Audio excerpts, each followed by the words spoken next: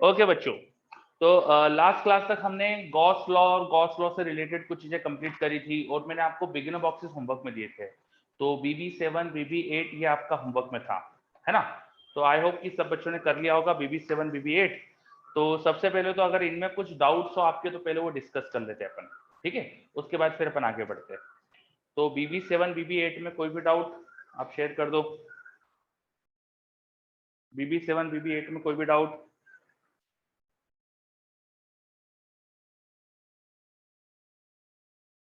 पहले BB7 में कुछ हो तो बता दो मुझे। एनीवन?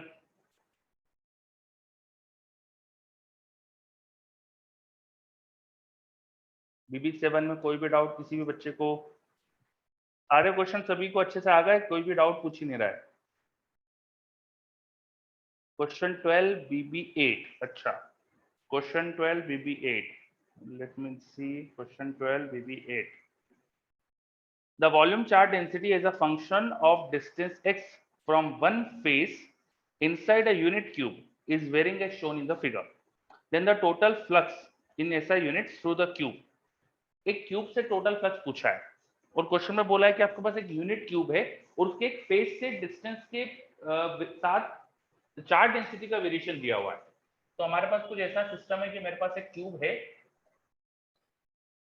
ना, एक हमारे पास क्यूब है और इस क्यूब के एक फेस से किसी डिस्टेंस पे जाकर अगर हम देखें तो यहाँ पे एक स्ट्रिप अगर इस तरह से मैं काटूं, एक स्लाइस अगर कट करें, जैसे ब्रेड की स्लाइस होती है वैसे अगर यहाँ पे मैंने एक स्लाइस कट करी क्यूब की, तो स्लाइस में कितना चार्ज डेंसिटी है वो आपको दी हुई है क्वेश्चन में। यहाँ पर अगर ऐसे स्लाइस कट करेंगे तो स्लाइस में क्या चार्ज डेंसिटी हो रही है, वॉल्यूम चार्ज डेंसिटी दी हुई है ना? अब वॉल्यूम चार्ज डेंसिटी जो दी हुई है वो एक्स के प्रोपोर्शनल, एक्स के साथ दी गई है। इसमें अगर इसकी विड्थ अगर मैं थोड़ी सी डीएक्स ले लूं और यहाँ पर एरिया 1 मीटर स्क्वायर जाएगा, बिकॉज ये यूनिट क्यूब बोला है तो साइड लाइन 1 मीटर होना चाहिए। तो यहाँ पे जो भी वॉल्यूम चार्ज डेंसिटी है into area which is 1 metre square into width, ये यहाँ पे वॉल्यूम हो गया, volume of the strip into volume charge density, volume of the strip into volume charge density. इसका इंटीग्रेशन कर दूं x की वैल्यू 0 to 1 मीटर तो टोटल चार्ज मिल जाएगा मुझे, और total charge by epsilon naught कर दो तो टोटल फ्लक्स आ जाएगा क्यूब से पास होने वाला। अब देखो ये एप्सिलॉन नॉट तो कांस्टेंट है, बाहर आ गया तो अंदर बचेगा रो डीएक्स और रो डीएक्स का इंटीग्रेशन 0 to 1 ये एरिया हो जाएगा, ग्राफ का area, area under the curve. Differentiation का सॉरी इंटीग्रेशन का एक मतलब होता है एरिया अंडर द कर्व। तो ये हमें ये एरिया बस निकालना है, ये इंटीग्रेशन वो एरिया होगा, एरिया इनटू 1 का एप्सिलॉन नॉट कर देना तो ये आ जाएगा आंसर इससे। ठीक है, चलो और किसी को कोई भी डाउट बताइए जल्दी से। क्वेश्चन नंबर 10 एक BB8 का और पूछा गया है। क्वेश्चन नंबर 10 अच्छा क्वेश्चन है। इसमें थोड़ा सा मतलब आपने क्या सोचा उस पर डिपेंडेंसी होती है। तो आपको क्वेश्चन क्या समझ में आया, आपने क्या अटेम्प्ट करा, बताओ। द थिंकिंग का क्वेश्चन है, तो आपने क्या करा इसमें, कैसे सोच रहे हो, क्या कर रहे हो, बताओ। सेंटर की पोजीशन अलग अलग ली, हाँ फिर आपको ये सोचना है कि क्या ऐसा स्फीयर बना सकते हो जिसका सेंटर इसके अंदर हो, हमारे स्क्वायर के अंदर हो, और उससे एक टोटल चार्ज जो वो पॉजिटिव है टोटल नेगेटिव हो। अगर टोटल पॉजिटिव, हाँ तो फ्लक्स पॉजिटिव हो जाएगा। तो देखो हमारे पास चार चार्जेस है, चार में से दो पॉजिटिव दो नेगेटिव है, डायगोनल वाले चार्जेस ये दोनों पॉजिटिव और ये दोनों नेगेटिव, ऐसा कुछ है ना, जैसे माइनस क्यू और ये प्लस क्यू। तो आप ऐसा स्फीयर कोशिश करो बनाने की, सोचो ऐसा बना सकते हैं क्या कि ये तीन आ जाए, ये वाला चार्ज नहीं है, तो स्फीयर के अंदर ये तीन आ जाए, ये वाला नहीं है। अगर ऐसा बना लेंगे, यहाँ पे सेंटर लेके एक स्फीयर अगर बना लो, इसमें तीन चार्जेस हो बस एक नहीं हो, कोई एक चार्ज प्रेजेंट नहीं हो, बस ऐसा स्फीयर अगर आप बना पाओगे तो ये चार्ज नहीं होने से बाकी तीन से टोटल चार्ज पॉजिटिव हो जाएगा और पॉजिटिव चार्ज हो तो प्लस पॉजिटिव हो जाएगा। ठीक है, तो आपको पता है कि स्क्वायर के सेंटर से ये डिस्टेंस कितनी होती है, और स्फीयर का सेंटर यहाँ से कुछ डिस्टेंस पे ले लो, ये स्फीयर का सेंटर है, मान लो ये स्क्वायर का सेंटर है, स्फीयर का सेंटर इतना शिफ्ट करना है कि ये चार्ज स्क्वायर के सेंटर से ये डिस्टेंस ए होगी स्फीयर की, और ये स्क्वायर के सेंटर से स्क्वायर के कॉर्नर की डिस्टेंस होती है a/√2। Because A by root तो कम होता है ए से, ए बाय रूट तो कम होता है ए से, है ना। तो ये पॉसिबल है कि ऐसा स्क्वायर हम बना दे जिसका सेंटर तो स्क्वायर के अंदर हो पर एक चार्ज बाहर चले जाए। समझ रहे? और स्क्वायर का सेंटर सेंटर किसी एक चार्ज पे सेंटर ले लोगे तो उसमें बाकी चार्ज बाहर आ सकते हैं, वो थोड़ा देख लेना। किसी एक चार्ज पे सेंटर ले लोगे, जस्ट इस पे सेंटर ले लोगे तो ये एकदम सरफेस पे आ जाएगा, स्क्वायर की सरफेस पे आ जाएगा। इससे थोड़ा सा उधर लेना पड़ेगा आपको, स्फीयर का सेंटर इस चार्ज से थोड़ा सा इधर लेना पड़ेगा ताकि ये दोनों अंदर आ जाए। ठीक है, चलो अब आई थिंक कर लोगे आप, ये जो अपने डिस्कस करा इससे। और कोई डाउट, और कोई डाउट इन बिगिनर बॉक्सेस में? चलो कोई नहीं है, ओके बहुत बढ़िया। आप लोगों को रेस मिल रही है, रेस प्रॉपरली कर रहे हो ना सब? वीकली असाइनमेंट मिल रहा है, वो भी करना चाहिए आपको। यस, 11 की थोड़ी सी हिंट दे दूं, क्वेश्चन नंबर 11 बीबी में, question number 11, a sphere of radius r contains a total charge q which is uniformly distributed throughout this volume. As at a distance 2r from the center of a sphere, particle having a charge plus q is fixed. P is the point on the surface of sphere and lying on the line during the center forward value of small q, the electric field at p is 0. तो दोनों की electric field equal and opposite करना है इसके अंदर, question number 11 में, है ना। चलो अब निकुंज बोल रहा है किसी चार्ज को सेंटर लेकर ए से ए आर टू तक की हुई बी रेडियस चलेगी। किसी चार्ज को सेंटर लेके ए से ए रूट टू, अच्छा स्फीयर, उस क्वेश्चन में स्फीयर की रेडियस आपको हमेशा ए लेना है। आप ये मत सोचो कि स्फीयर की रेडियस बदल सकते हो। निकुंज क्वेश्चन अच्छे से पढ़ो, उसमें आपको स्फीयर की रेडियस ए लेना है ना, लिखा है क्वेश्चन में। ठीक है निकुंज, तो क्वेश्चन की लैंग्वेज ढंग से समझो, उन्होंने कंडीशन लगा दी है कि एक स्फीयरिकल सरफेस लेना है रेडियस ए की, है ना, तो अपन रेडियस नहीं बदल सकते।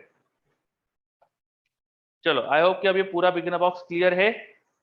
कोई और डाउट है क्या बिगिनर बॉक्स 7 8 में? अच्छे से देख लो, किसी को डाउट हो तो पूछ लो। रेस कर रहे हो, रेस में कोई डाउट? किसी रेस में? चलो वीकली असाइनमेंट वगैरह भी करते रहना, है ना सब। ओके, आज हमको अब आगे की चीज स्टार्ट करते हैं अपन, तो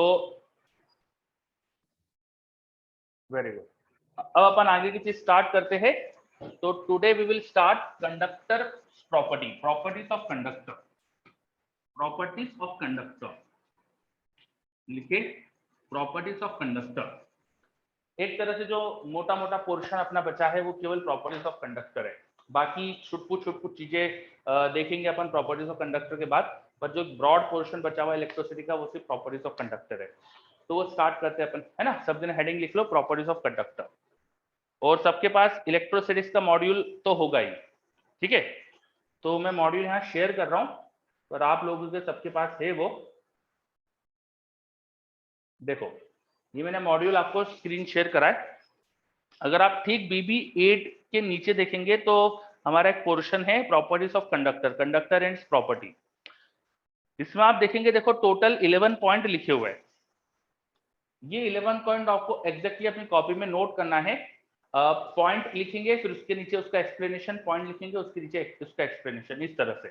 तो इनमें से कुछ पॉइंट का एक्सप्लेनेशन की कोई जरूरत ही नहीं पड़ेगी और कुछ का एक्सप्लेनेशन की जरूरत पड़ेगी। तो हम एक एक करके अब सारे पॉइंट यहाँ समझेंगे और आप लोगों को ये पूरे पूरे 11 पॉइंट नोट करना है, समझ गए।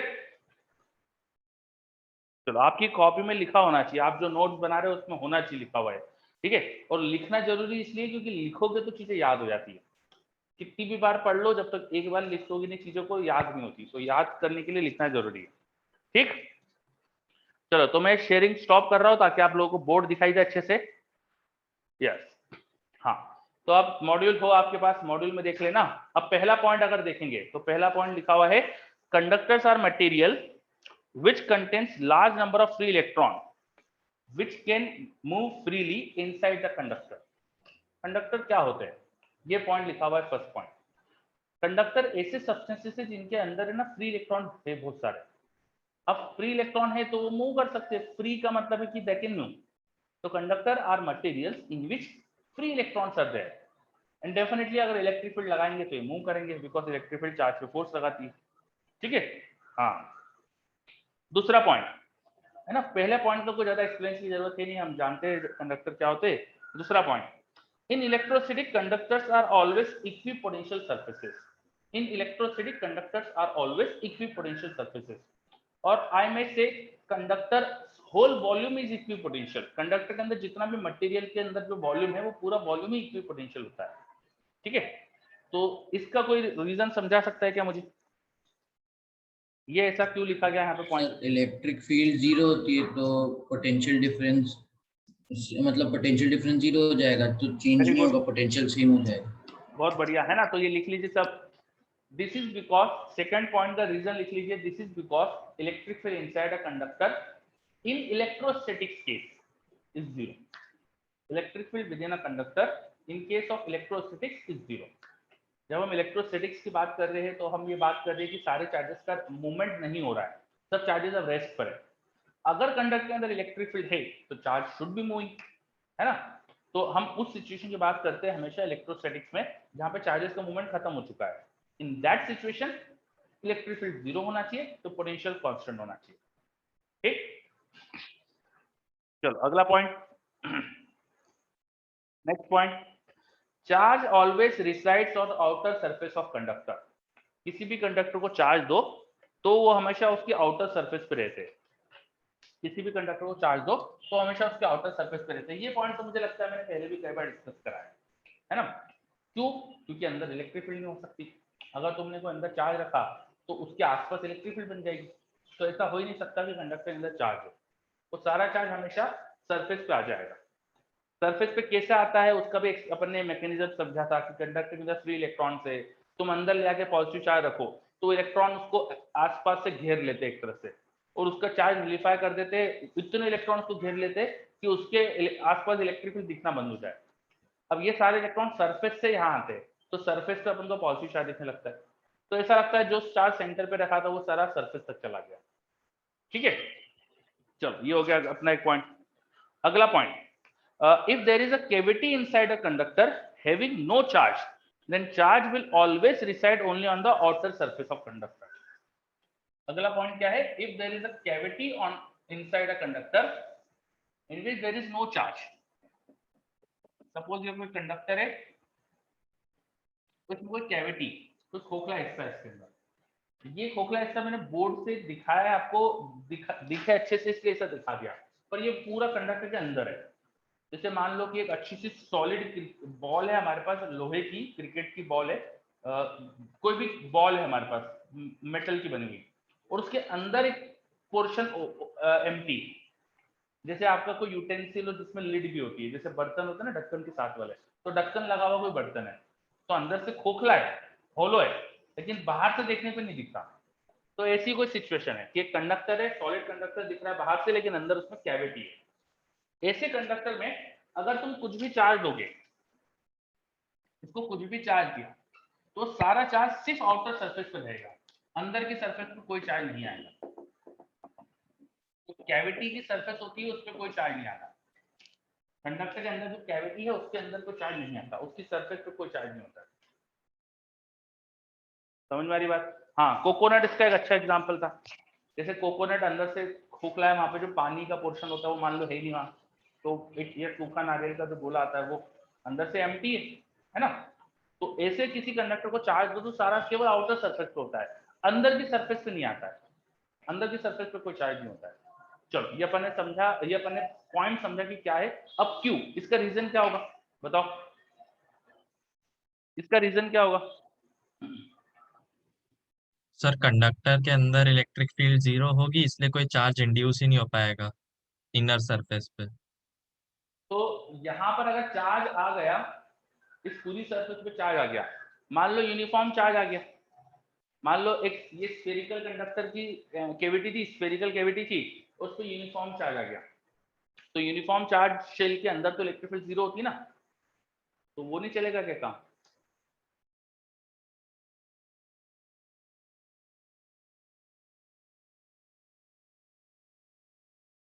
मैंने जो बोला समझ में आया? यहाँ पे अंदर ये जो कैविटी का पोर्शन है ना, इस कैविटी के पोर्शन में इलेक्ट्रिक फील्ड 0 हो जाएगी अगर यहाँ पे यूनिफॉर्मली चार्ज डिस्ट्रीब्यूटेड हो जाए।